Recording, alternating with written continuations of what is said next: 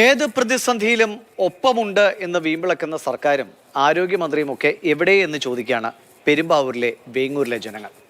ജല അതോറിറ്റിയുടെ പിടിപ്പുകേട് കൊണ്ട് മാത്രം ഇതുവരെ മഞ്ഞപ്പിത്തം ബാധിച്ചത് 229 പേർക്കാണ്. വേങ്ങൂർ, മുടക്കുഴ പഞ്ചായത്തുകളായി 3 പേരുടെ ജീവൻ നഷ്ടമായിട്ടും വകുപ്പ് മന്ത്രി ഇതൊന്നും അറിഞ്ഞില്ലേ?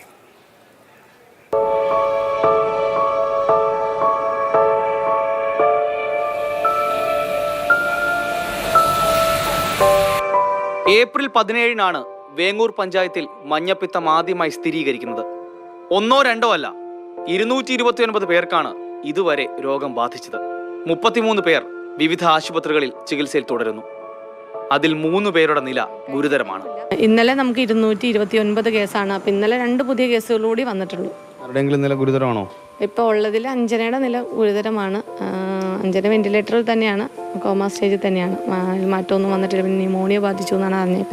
വേങ്ങൂർ, മുടക്കുഴ പഞ്ചായത്തുകളിലായി 3 പേരുടെ ജീവനാണ് നഷ്ടമായത്. കൂലിത്തൊഴിലാളികളായ സാധാരണക്കാരാണ് ചികിത്സയ്ക്ക് പോലും പണമില്ലാതെ ആശുപത്രികളിൽ കഴിയുന്നത്.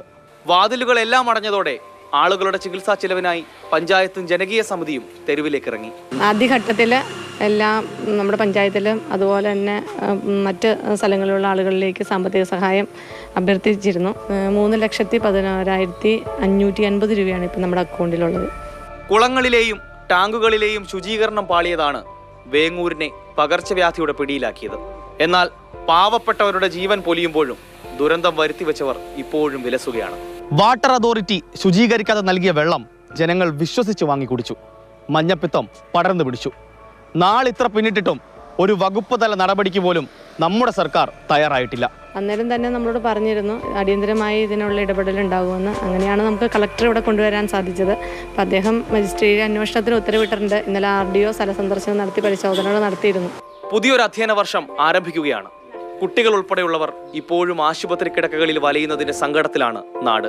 ധനസമാഹരണം ഇനിയും തുടരാനാണ് വേങ്ങൂരുകാരുടെ തീരുമാനം.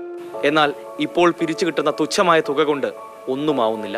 ഇലക്ഷൻ്റെ പ്രോട്ടോകോൾ നിൽക്കുന്നത് കൊണ്ട് തന്നെ അവർക്ക് സാമ്പത്തിക സഹായം നൽകുന്നതിനുള്ളൊരു പരിമിതിയുണ്ട്. അപ്പോൾ നമുക്ക് മിക്കവാറും ഈ 6-ാം തീയതിക്കുള്ളിൽ അതിനുള്ളൊരു തീരുമാനം കൂടി ഉണ്ടാകുമെന്നുള്ള പ്രതീക്ഷയിലാണ് ഭരണസമിതി. ഇവിടേക്ക് വരുമെന്നെല്ലാം പറഞ്ഞിരുന്നു ആരോഗ്യമന്ത്രി. നമ്മളോട് പറഞ്ഞത് പി രാജീവ് മിനിസ്റ്ററുമായി ബന്ധപ്പെട്ടുകൊണ്ട്, ഇപ്പോൾ ജില്ലയുടെ ചാർജ് അദ്ദേഹത്തിനാണ്. രാജീവ് മിനിസ്റ്ററുമായി ബന്ധപ്പെട്ട് ആലോചിച്ചുകൊണ്ട് ഇവിടെ വരാനുള്ളൊരു നടപടി ഉണ്ടാകുമെന്നാണ് നമ്മളെ അറിയിച്ചത്. നമ്പർ 1 ആണ് നമ്മൾ. ഇവിടെ ഒരു നാടാകെ നെട്ടോട്ടമോടുമ്പോൾ ആരോഗ്യമന്ത്രി ആശ്വസിപ്പിക്കാനെങ്കിലും ഒന്ന് വന്നു പോകണം. ക്യാമറമാൻ വേണുവിനൊപ്പം ആദിത്യൻ ഓമനക്കുട്ടൻ, മാതൃഭൂമി ന്യൂസ്, കൊച്ചി.